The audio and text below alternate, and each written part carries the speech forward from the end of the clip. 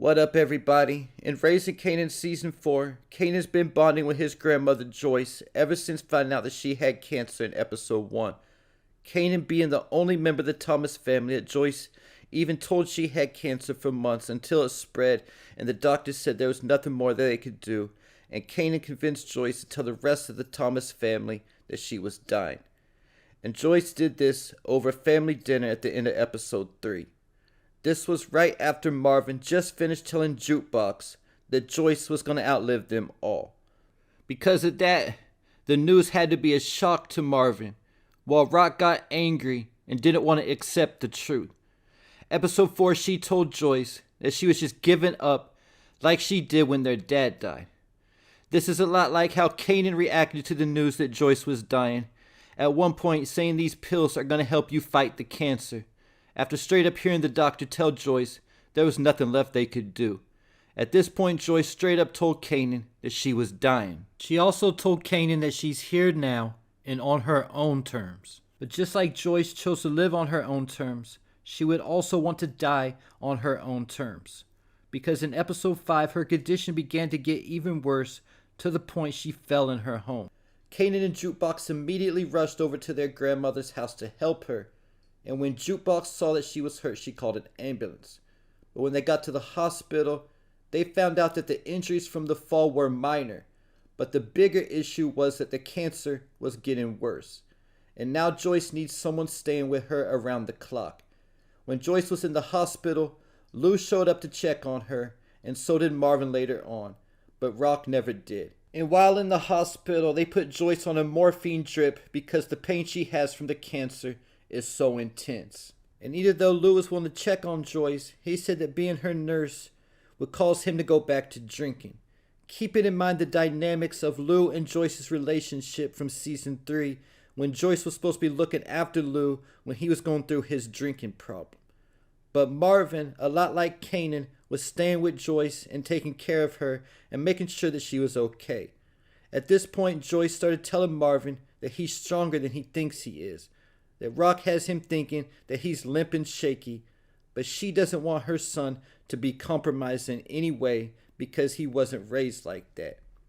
Then Joyce started telling Marvin about the morphine drip she was on and about the pain she was in from the cancer, and it wouldn't be nothing for her to take too much of the morphine and just go to sleep. Telling Marvin that there's nothing left for her on earth but pain and suffering, and as her oldest child, she was asking him to grant her the mercy, basically of injecting her with too much morphine and killing her. Joyce even already had what she needed after buying extra from one of the nurses. This goes back to Episode 4, when Rock said that Joyce only thinks about herself, because what she was asking Marvin to do was crazy. I mean, I understand her point of view, but at the same time, asking Marvin to take his own mother's life was just too much. And if Marvin would decide to go through with it, he probably would have never been the same after. It would have likely haunted him for the rest of his life. But later on the episode, Marvin was about to grant Joyce her wish, but didn't have the heart to go through with it. I was thinking if Marvin ended up going through with it, it probably would have affected him to the point he would have took the morphine next and went back to doing drugs again. I feel like Marvin making the choice whether or not to kill his own mother was probably one of the realest scenes from the whole show. And when Marvin told Joyce that he couldn't, that he's sorry, we got to see the dark side of Joyce that Rock was talking about in Episode 3, how Joyce used to knock them around and tell them they weren't shit. She told Marvin to get out of her sight and started mocking him, saying Marvin's sorry. So now that we know that Joyce is trying to speed up her death to get relief from the pain and suffering, and Marvin won't go through with killing his own mother, who will Joyce turn to next to ask them to grant her that mercy? It definitely won't be Lou, and it probably won't be Rock either, leaving her grandchildren, Jukebox and Kanan. And it's obvious that Joyce is more comfortable and closer to Kanan than she is with Jukebox. So I think Joyce will turn to Kanan next, asking him to do what Marvin couldn't. And unlike Marvin, I think Kanan will have that empathy for his grandmother, understand the pain and suffering that she's going through, and he will inject Joyce with the morphine and take his own grandmother's life.